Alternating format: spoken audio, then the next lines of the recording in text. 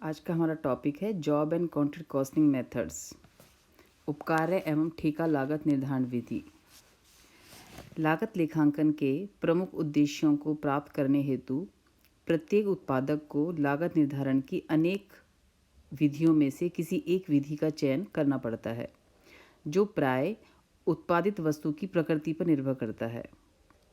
उत्पादन की प्रकृति के आधार पर लागत निर्धारण की समस्त रीतियों को मुख्यतः दो भागों में बांटा जा सकता है। उसमें पहला है प्रोसेस कॉस्टिंग और दूसरा है जॉब कॉस्टिंग।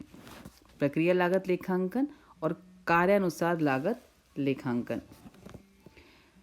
प्रक्रिया लागत लेखांकन जो हम पैसे पहले देख चुके हैं पिछली वीडियोज़ में। प्रक्रिया लागत निर्धारण का प्रयोग वहाँ पे संभव होता है जहाँ पे मूल लागत किसी विशेष उपकार्य पे चार्ज न करके संपूर्ण इकाई पे चार्ज की जाती है, जैसे सीमेंट, रबड़ आदि का उत्पादन। इस वर्ग में उत्पादन या इकाई लागत, परिचालन लागत, प्रोसेस कॉस्ट आदि को शामिल किया जाता है। मतलब प्रोसेस कॉस्टिंग के अंदर हम यूनिट आउटपुट कॉस्टिंग को, ऑपरेटिंग कॉस्टिंग को, प्रोसेस कॉस्टिंग को सामान्यतः शामिल करते हैं।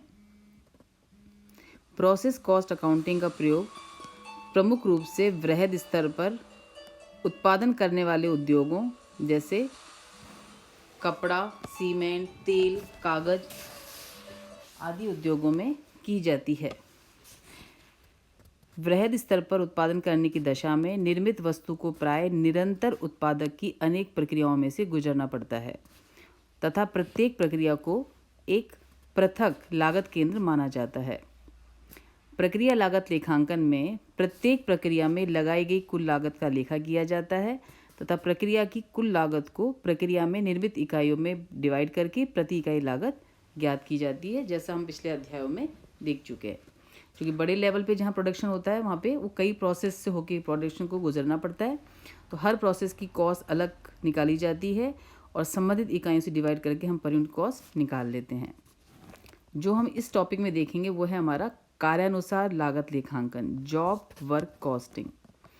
जब किसी विशिष्ट कार्य या उपकार्य को संपादित करना हो तो वहाँ पर कार्यानुसार लागत निर्धारण विधि का प्रयोग करते हैं। इस विधि में मूल लागत का लेखा प्रत्येक उपकार्य या वस्तु के उत्पादन के लिए अलग अलग रखा जाता है तथा किसी निश्चित आधार पर ऊपरी व अवशोषित किए जाते हैं, जैसे भवन का निर्माण, कार की मरम्मत आदि। उपकार्य समूह, ठेका या सावधि तथा लागत योग विधि आदि इसी विधि के उदाहरण हैं। मतलब जॉब, कॉन्ट्रैक्ट कॉस्ट, ये जो चीज़ें हैं ये हमारी जॉब एंड कॉन्ट्रैक्ट कॉस्टिंग के अंदर इंक्लूड की जाती हैं। मोस्टली प्रिंटिंग प्रेस, मरम्मत, अनुरक्षण दुकानें, निर्माणी कंपनियां, मशीन, औजार आदि जो चीज़ें हैं ये हमारी कार्यानुसार लागत लेखांकन का प्रयोग किया जाता है, क्योंकि इस प्रकार के उद्योगों में स्पष्टतः व्यक्तिगत निर्देशों एवं विशेष आदेशों की पूर्ति हेतु पृथक पृथक उपकार्य या समूहों में उत्पादन किया जाता है। मतलब यहाँ पे प्रोसेस एक प्रोसेस में ना होके अलग अलग आदेश के अकॉर्डिंग हमें अलग अलग इकाई का अलग अलग लागत का निर्धारण करना होता है। इसमें पहला जो टॉपिक आज हम देखेंगे वो है हमारा उपकार्य लागत लेखांकन, जॉब कॉस्टिंग। उपकार्य लागत निर्धारण एक ऐसी विधि है जिसमें प्रत्येक उपकार्य यानी प्रत्येक प्रोजेक्ट के लिए पृथक रूप से लागत का संग्रह किया जाता है। प्रत्येक उपकार्य अपना पृथक अस्तित्व रखता है, जिससे उससे संबंधित व्ययों का प्रकृति के अनुसार विश्लेषण करना आवश्यक हो जाता है। अन्य शब्दों में उपकार्य लागत निर्धारण की एक रीति है जिसमें प्रयोग अप्रमापित उपकार्यों जो ग्राहकों के निर्देशानुसार ही पूर्ण किए जाते हैं की लागत ज्ञात करने हेतु किया जाता है। यह विधि विशेषतः उन उद्योगों या संस्थाओं में प्रयोग में लाई जाती है जहां प्रत्येक उपकार्य के लिए विशेष आचरण या सतर्कता की आवश्यकता हो तथा वस्तु का उत्पादन या कार्यादेश की पूर्ति दृढ़ता से ग्राहकों की रुचि एवं विशिष्ट वर्णन के आधार पर करनी पड़ती हो। जैसे प्रिंटिंग प्रेस में वैवाहिक कार्ड, परिचय कार्ड केवल ग्राहकों की रुचि के अनुसार ही छापे जाते हैं। यानी जॉब कॉस्टिंग में हम उनको शामिल करते हैं जिसमें ग्राहक के किसी विशेष आदेश के तहत ही हमें उसकी लागत का निर्धारण करना होता है और उसी के अनुसार हमें उनके प्रोडक्शन करके, वस्तु का उत्पादन करके उन्हें पूर्ति करनी होती है। उपकार्य लागत लेखांकन के जो प्रोसीजर है, जो कार्यविधि है, वो इस प्रकार है। जिस व्यवसाय में उपकार्य लागत निर्धारण विधि अपनाई जाती है, वहाँ पे सामान्यतः निम्न प्रकार की कार्यप्रणाली व्यवहार में लाई जाती है। सबसे पहले हम देते हैं जॉब ऑर्डर नंबर। जो भी हमें आदेश मिलता है, उस आदेश को हम एक नंबर दे देते हैं, जो हमारा कहलाता है जॉब ऑर्डर नंबर। यानी प्रत्येक जो प्राप्त आदेशित उपकार्य है, उसके लिए हम एक संख्या निर्धारित कर देते हैं, ताकि उस ऑर्डर नंबर के अकॉर्डिंग ही हम उसकी लागत का निर्धारण कर सकें।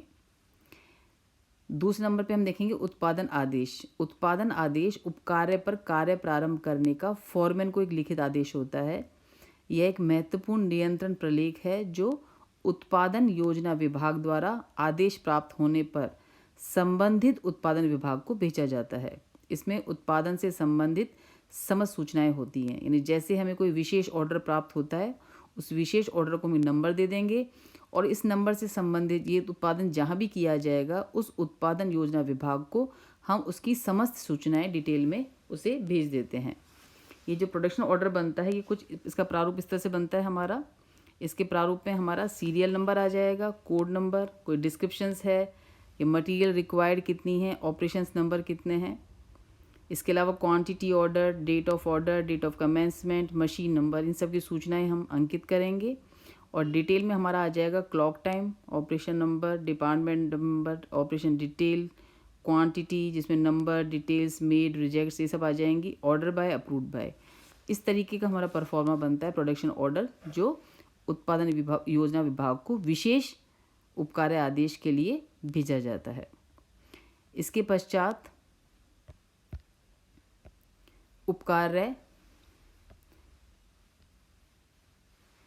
पश्चात सामग्री बिल। उत्पादन योजना विभाग उपकार्य पूर्ण करने के लिए आवश्यक सामग्री और स्टोर्स की एक सूची, जिसे सामग्री बिल कहते हैं, तैयार करता है। इसकी 2 प्रतियां तैयार की जाती हैं। एक कॉपी स्टोर कीपर को सामग्री इशू करने भेजी जाती है, और दूसरी कॉपी उत्पादन आदेश के साथ संबंधित उत्पादन विभाग को बेची जाती है, ताकि वह स्टोर से सामग्री प्राप्त कर सके। प्रत्येक उपकार्य आवश्यक उपकरणों हेतु एक पृथक सूची तैयार की जाती है, जिसे उपकरण सूची कहते हैं। जैसे ही हमारा जो भी, जैसे हमें ऑर्डर का हमने प्रोडक्शन तैयार किया, आदेश भेजा, उसके बाद सामग्री बिल तैयार होता है कि हमें कितना माल चाहिए उसके प्रोडक्शन के लिए। इसकी 2 कॉपी होंगी। एक कॉपी भेजेंगे हम स्टोर कीपर को, जो माल इशू करेगा। दूसरी कॉपी जाएगी उत्पादन आदेश के साथ, ताकि वो मालूम कर सके कि कितना स्टोर से हमें माल प्राप्त हो रहा है, और उसको प्राप्त कर सके। ऐसे ही हमें माल के अलावा कोई टूल्स चाहिए, तो टूल्स के लिए भी हमें हर आदेश के लिए अलग टूल्स की लिस्ट बनानी होती है। इसके पश्चात हम लेंगे उपकार्य लागत पत्रक या लागत पत्र। इस बाद कॉस्ट शीट बनती है हमारी। इस विधि में प्रयोग किए जाने वाले प्रलेखों में उपकार्य पत्रक एक महत्वपूर्ण प्रलेख होता है। उपकार्य लागत पत्र यानी जॉब कॉस्ट कार्ड इस विधि का मेन चीज होती है। प्रत्येक आदेशित उपकार्य के लिए एक पृथक उपकार्य कार्ड रखा जाता है, जिसमें इससे संबंधित संपूर्ण लागतों का अभिलेखा रखा जाता है। प्रत्येक उपकार्य से संबंधित कितनी सामग्री है, लेबर है, एक्सपेंसेस हैं, कितने हमारे ओवरहेड्स हैं, इन सब की डिटेल सूचना हम जॉब कॉस्ट शीट के अंदर दिखाते हैं।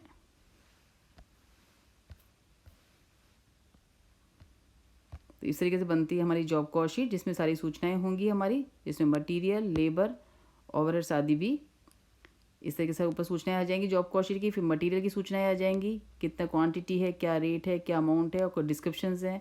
सेम ऐसे लेबर, ओवरहेड्स, और इन सब की समरी हम दिखा देंगे। तो इस तरीके से एस्टिमेटेड कॉस्ट, एक्चुअल कॉस्ट और डिफरेंस, इस तरीके से हम तैयार करेंगे हर ऑर्डर के लिए एक जॉब कॉस्ट शीट।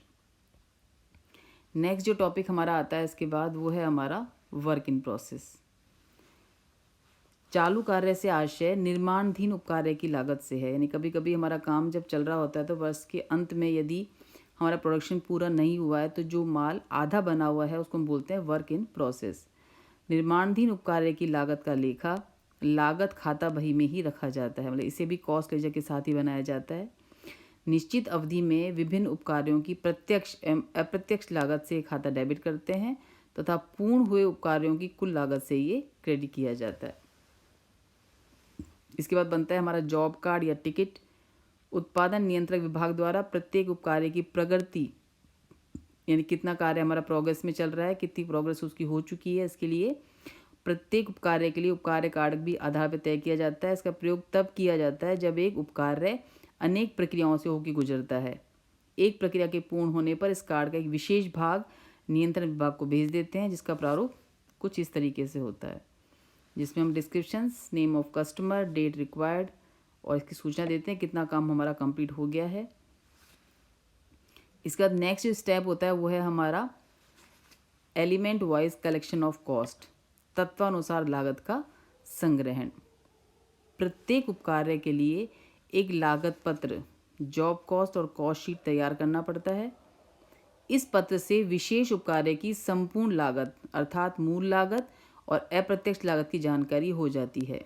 संपूर्ण लागत के विभिन्न तत्वों की लागत निम्न प्रकार से एकत्रित की जाती है, यानी सारी हम कॉस्ट के एलिमेंट्स को हम यहाँ पे इकट्ठा करेंगे ताकि हम उसकी कॉस्ट शीट बना सकें। हमारे एलिमेंट्स में सबसे पहला एलिमेंट हमारा आ जाएगा मटीरियल। एक विशिष्ट उपकार्य में कितनी सामग्री प्रयुक्त हुई है उसकी सूचना हम सामग्री मांग पत्र से या सामग्री सार से ज्ञात कर सकते हैं। जो हमने मटेरियल रिक्वेजिशन इसलिए भेजी थी वहाँ से हमें डिटेल मिल जाएगी कि इस पर्टिकुलर जॉब के लिए कितना मटेरियल लिया गया है।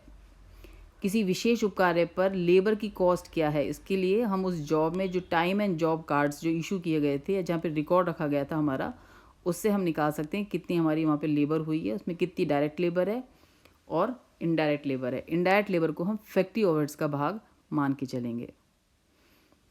डायरेक्ट कॉस्ट के अलावा कुछ इनडायरेक्ट खर्चे भी किए गए हैं तो उन्हें हम बोलेंगे ऊपरी व्यय।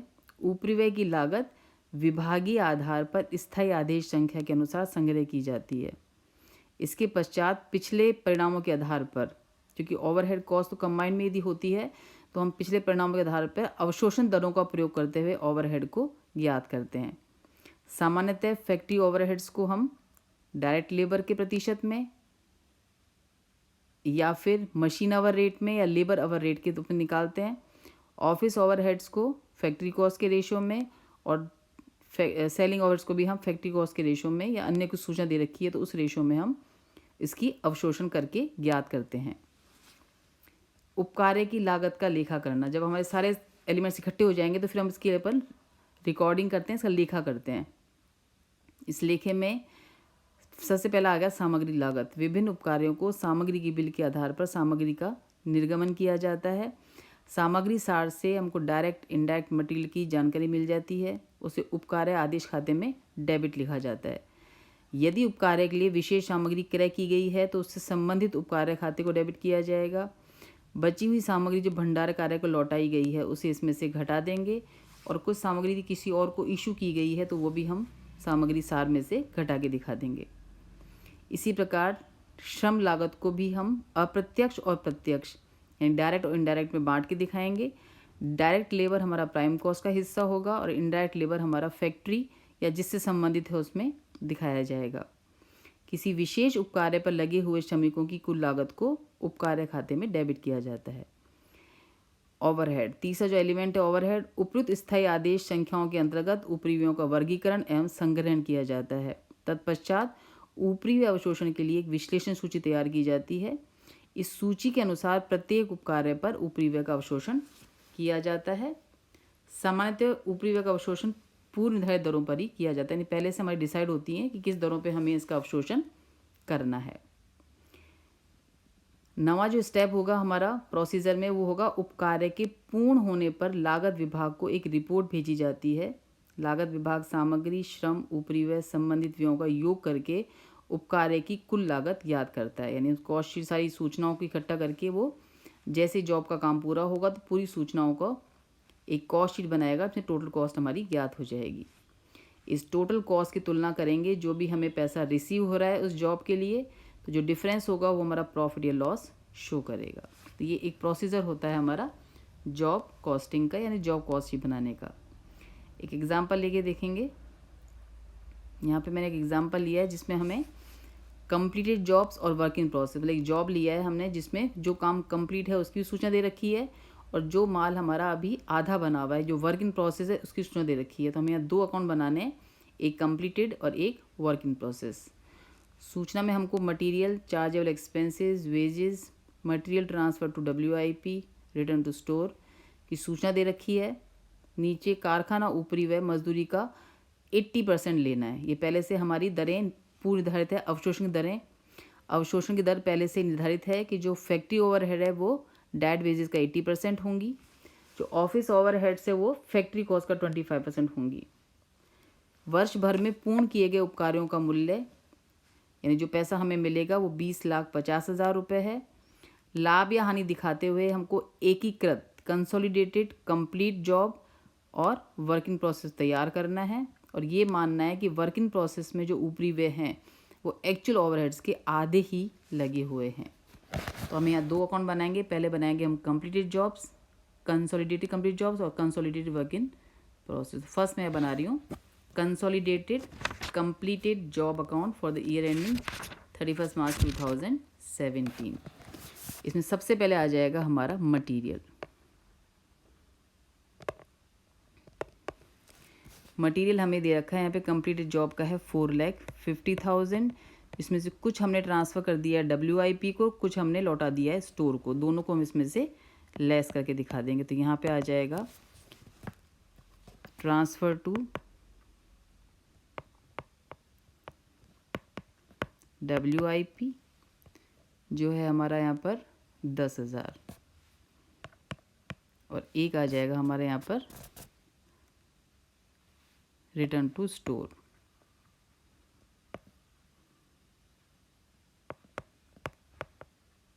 जो है हमारा 5,000। 15,000 हम लेस कर देंगे तो एक्चुअल फिगर आ जाएगी हमारी 4,35,000 जो मटेरियल हमें इस जॉब पर लगा है। टोटल मटेरियल खरीदा था हमने या इशू किया था हमने 4,50,000, जिसमें से 10,000 का माल हमने WIP में ट्रांसफ़र किया है, 5,000 का हमने स्टोर को लौटा दिया है। तो एक्चुअल में हमारी जो कॉस्ट मटेरियल कंज्यूम हुआ है वो सिर्फ हमारा 4,35,000 है। इसके बाद आ जाएगी हमारी वेजेस। वेजेस हमें दे रखी है यहाँ पर कंप्लीट जॉब्स की है 5 लाख रुपीज़। चार्जेबल एक्सपेंसेस हमारे डायरेक्ट एक्सपेंसेस हैं, तो ये भी हमारे इसी में प्राइम कॉस्ट में आ जाएंगे। To chargeable expenses,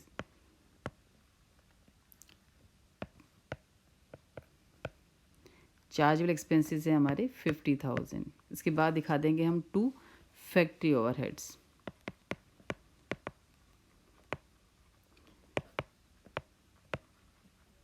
factory overheads की हमने अवशोषण दर पहले से तय की हुई है। ये हमारा वेजेस का 80% है।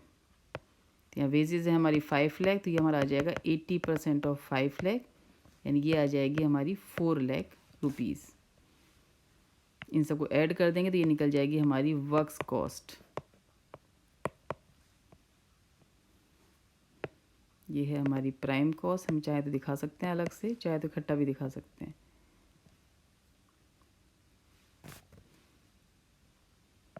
$9,85,000। इसमें वर्क कॉस्ट जोड़ देंगे तो वर्क कॉस्ट आ जाएगी हमारी 13,85,000। अब इसमें ऐड कर देंगे हम ऑफिस ओवरहेड्स। ऑफिस ओवरहेड्स दे रखे हैं हमारे 25% ऑफ वर्क्स कॉस्ट। इसकी दर भी पहले से ही तय है। यहाँ पे वर्क्स कॉस्ट है हमारी 13,85,000, तो हम निकाल देंगे 25% ऑफ 13,85,000। ये आ जाएगी हमारी 3,46,250। जो पैसा हमें जॉब से मिलना तय हुआ था वो तय हुआ है 20,25,000। तो जो पैसा मिलेगा वो आ जाएगा हमारा credit side by contractees account.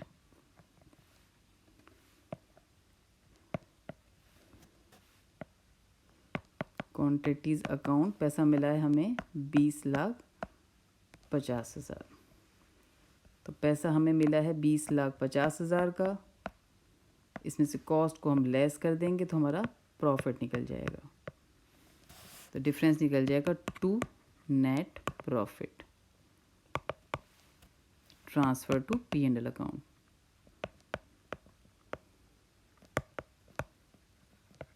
Profit आ जाएगा हमारा 3,18,750 रुपीज़। तो इस तरह से बनता है हमारा consolidated completed jobs account.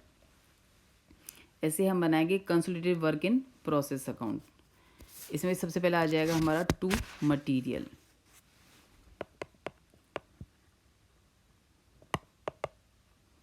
Material जो हमने वर्क इन प्रोसेस पे लगाया है, जो इशू करवाया, वो है 1,50,000।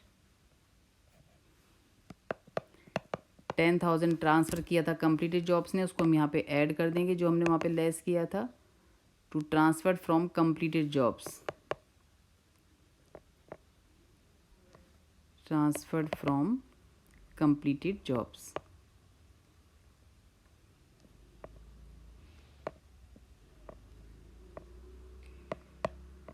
ट्रांसफ़र किया था हमने 10,000, तो एक्चुअली में जो वर्क इन प्रोसेस में गुड्स लगा है हमारा, जो कंज्यूम हुआ है, वो है 1,60,000। देन यहाँ पे 2 वेजेस आ जाएगी, 2 चार्जेबल एक्सपेंसेस, 2 फैक्ट्री ओवरहेड्स।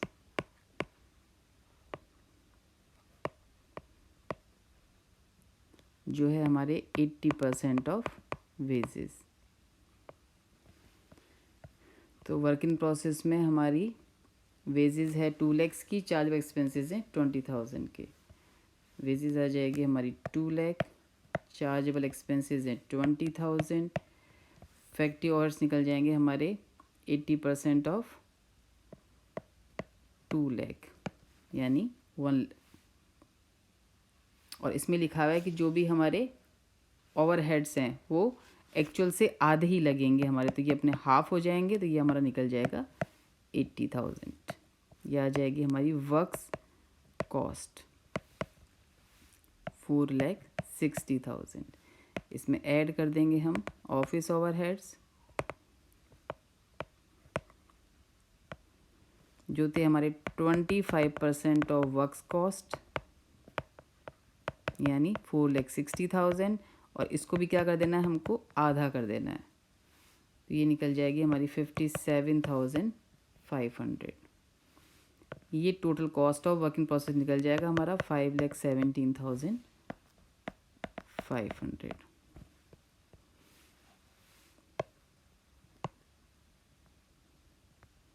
इसको ट्रांसफ़र कर देंगे नेक्स्ट ईयर के लिए, बाय बैलेंस कैरिड डाउन आ जाएगा 5,17,500।